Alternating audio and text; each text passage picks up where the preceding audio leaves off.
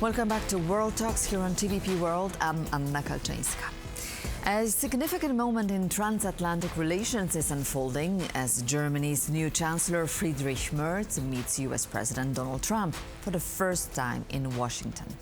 Merz is known for his cautious and clear-eyed approach to the German-American partnership, and he arrives with no illusions about the challenges that lie ahead. His visit comes at a time of shifting dynamics. Elon Musk, once a disruptive figure in both US and German politics and a vocal supporter of the far-right AfD in Germany, is no longer part of Trump's cabinet. With that chapter closed, this meeting marks a critical reset in Germany-US relations. Joining us now is an expert on German transatlantic relations, Mattia Nelles, CEO and co-founder German-Ukrainian Bureau, to discuss the significance of the visit and its potential impact on the future of the alliance. Good morning, sir, and thank you for being with us here on TVP World. So, Chancellor Merz is meeting Donald Trump, I understand, for the very first time as Germany's leader.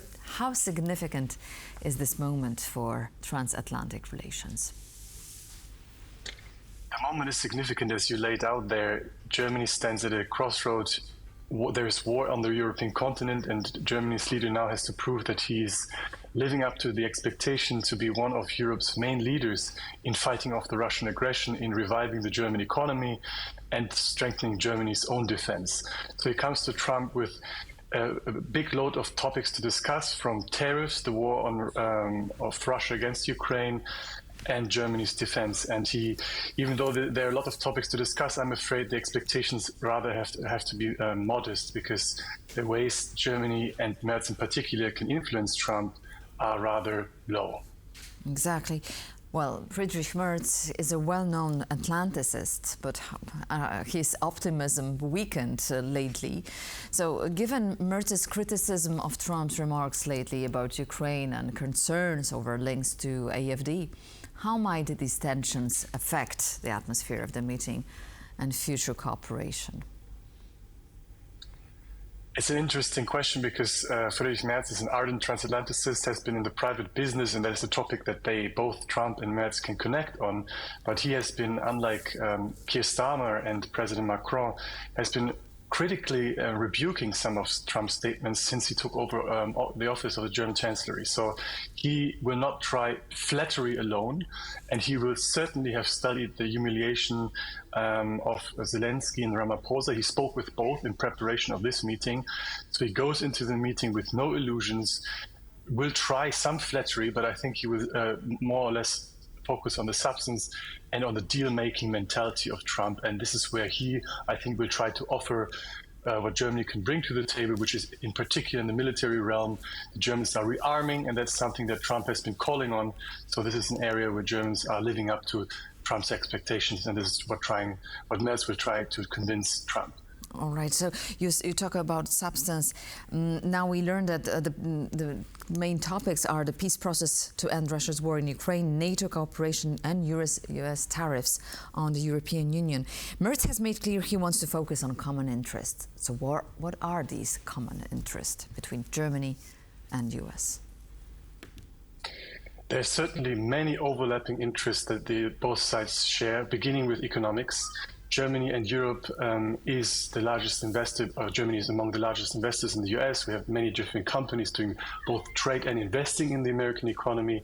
And we together stand strong, because the Americans have been guaranteeing European security, but they also benefited greatly from that. And since taking over, Trump has undermined the trust in the American security umbrella, and that's a big issue for Germans, who now, together with the other Europeans, have to feel that. But when you talk about interest, it is in the American interest that with the transatlantic alliance that includes Canada as well as Europe and America stay united on common challenges, and that includes Russia's war of aggression.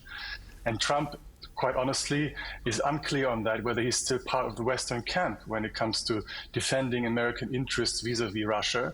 He's been flattered by Vladimir Putin. He's literally speaking Russian speaking points very often these days. So Merz really has to appeal to American interests, which are at least staying on the European continent and giving Europeans a breathing space to up their own defenses in the light of the Russian aggression, which is threatening them, and thus by extension also American interest on the European continent.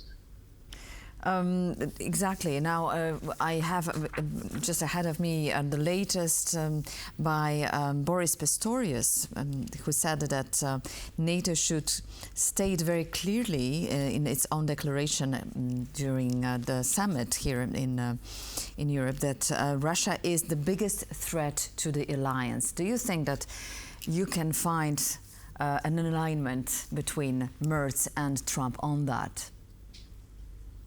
It's going to be one of the most difficult topics. From tariffs to Russia, these are the thorny issues they will discuss. I think Trump is unlikely to be swayed by a meeting with Merz, even though they had several conversations before by telephone. So I think that Merz will simply have to make the point that Russia remains a threat to the European continent, to German and thus American interests.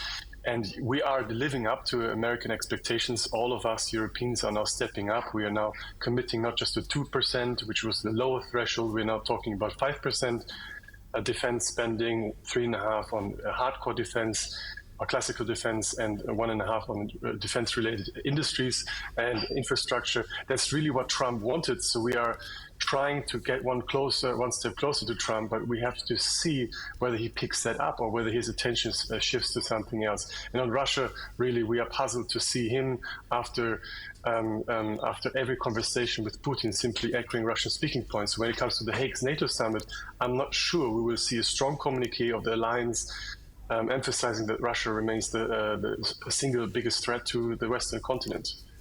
So on the tariffs, because the tariffs on steel and aluminum obviously affect the German industry very much, but on trade, Merz has no mandate to negotiate. So do you think that he can exert some sort of influence over Trump and he can realistically bring something from Washington? Trade is, as you say, not in his core mandate, but he will raise the effects these tariffs have for both sides. And there are methods and means that the Europeans and the European Union are planning to retaliate if Trump really walks and pulls through with his tariff stats. And it's not just about steel and aluminium, it's also about other tariffs that the US wants to impose on Europe. And the Europeans have cards to use Trump's speak. We have cards to incur very high costs.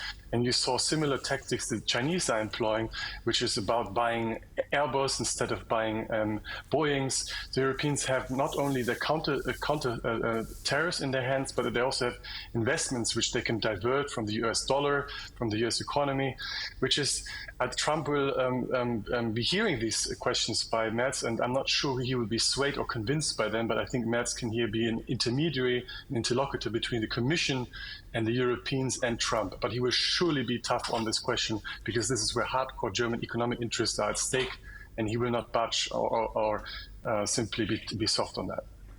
And lastly, on the peace process to end Russia's war on Ukraine, some argue that Europe must prepare for US withdrawal from Ukraine negotiations. Do you agree?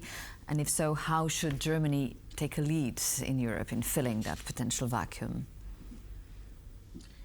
Merz has been open about this. We have to prepare for the end of the Pax Americana. This is the American guaranteed security order, and that involves leadership on critical issues like the peace process in Ukraine.